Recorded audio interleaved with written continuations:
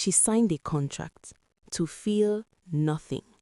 No love, no emotions, no future.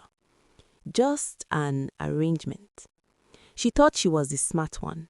She thought she had outsmarted her own heart. She was wrong.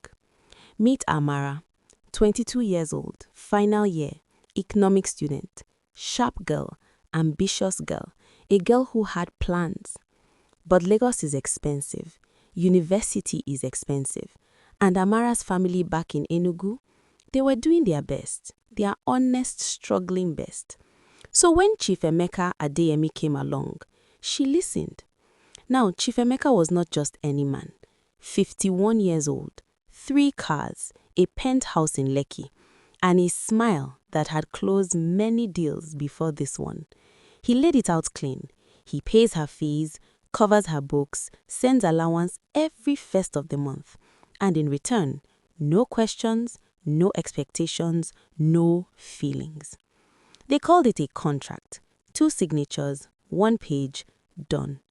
Her roommate, Chidima, loud, God-fearing, never minds her business Chidima from Owerri. She looked at that contract and said, "My sister, the heart does not read contracts." Amara laughed it off. She should not have laughed it off. Because 3 months later, everything Chidima warned her about walked through that penthouse door. Here's what nobody tells you about arrangements. They start as business, clean, controlled, logical. But somewhere between the phone calls late at night and the jollof rice he sent from his mother's cook in Asaba and the fact that he remembered she hated pepper, the lines get blurry. Chief Emeka started calling just to talk, not to summon, not to arrange, just to hear her voice. And Amara, she started laughing at his jokes before the punchline landed.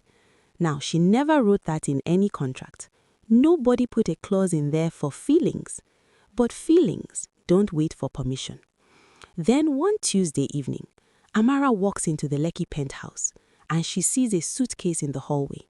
Louis Vuitton, monogrammed, 2 letters, H-A.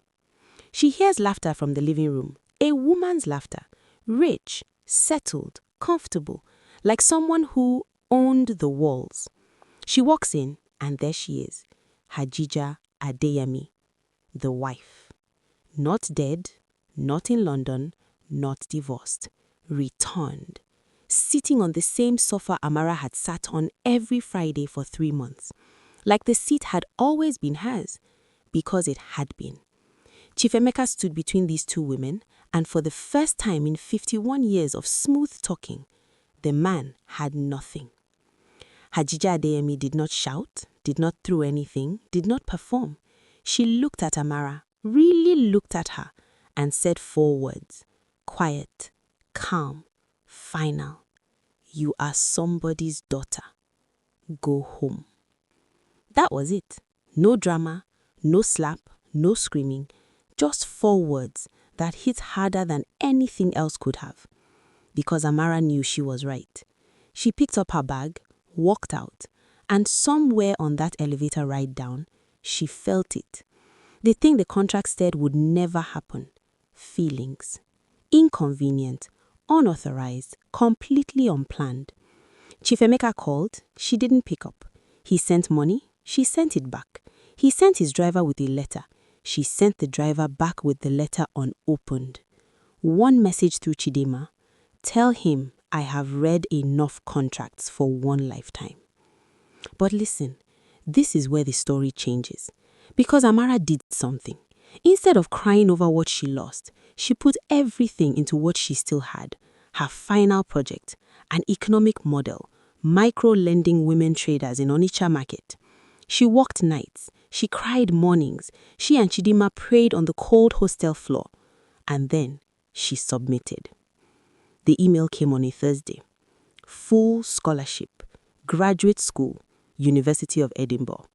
Her project had been selected, flagged as exceptional, by a women's enterprise foundation that had never heard of Chief Emeka Adeyemi. She didn't need his money. She had never needed it as much as she had needed herself. Chidima screamed so loud, the neighbors, all the landlord. The landlord heard the news and brought out his own origin to celebrate. Because in Lagos, other people's breakthroughs feel like your breakthrough when you watch the struggle from a thin wall away. Chief Emeka had just stayed, and she gave him a new contract. No more arrangements, no more Lekki surprises. Church, front row, every Sunday, no exceptions. The chief signed without negotiating. And Amara, there is a man in Edinburgh, Nigerian, PhD student, patient. He met her at orientation and offered her a seat. Just a seat. No contract, no terms, no fine print. She sat down, and for the first time in a long time, she felt safe. Some lessons come wrapped in pain, not because God is cruel, but because what's coming next is too good to be taken for granted.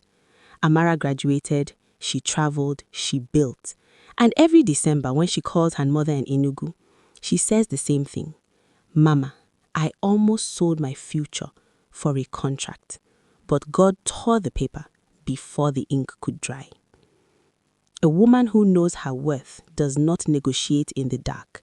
She waits for the light and signs nothing she cannot walk away from. If this story hit different, you already know what to do. Like, share, and drop a comment. Have you ever signed a contract your heart never agreed to?